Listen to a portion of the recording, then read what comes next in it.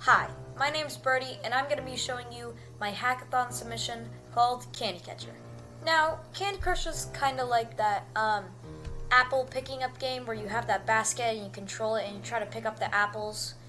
But it's kind of a Halloween version of it, and I did make it a little bit more harder just to add some spice to the game. So I hope that gives you a little bit of an understanding of how the game works and, concept of it. So let's get right into it. So first to start off, I did make a song, but Pygame and Rappel for some reason doesn't allow audio, which is kind of disappointing. Anyways, I made all these images myself. The background, I would say pretty good, I guess. Candy, okay. That's okay. The pumpkin. And I didn't steal it off the web, okay? I promise I did it all by myself. I did all of this. The music was made by me. Everything was made by me. And this is basically it. Now, you probably want to see the game. So, let me show you it right now. I don't know if this is the most complex game ever.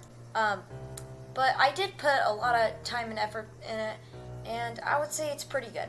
So, let's press enter.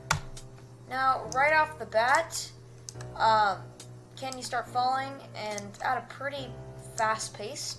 And you can see there's the score up there. You use the D and A key to move around, or you can use the arrow keys, whatever your opinion is. And when you get pretty far in it, like in the 40s, 60s maybe, it starts to kind of become impossible.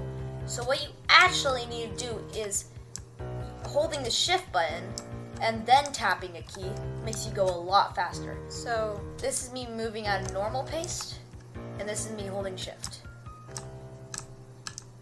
Now, I wouldn't hold shift all the time though, because it is pretty tricky to line it up perfectly.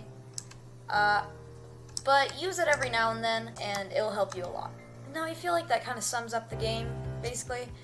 And by the way, this is just me that made it. I didn't have any team, sadly. My high score is 100.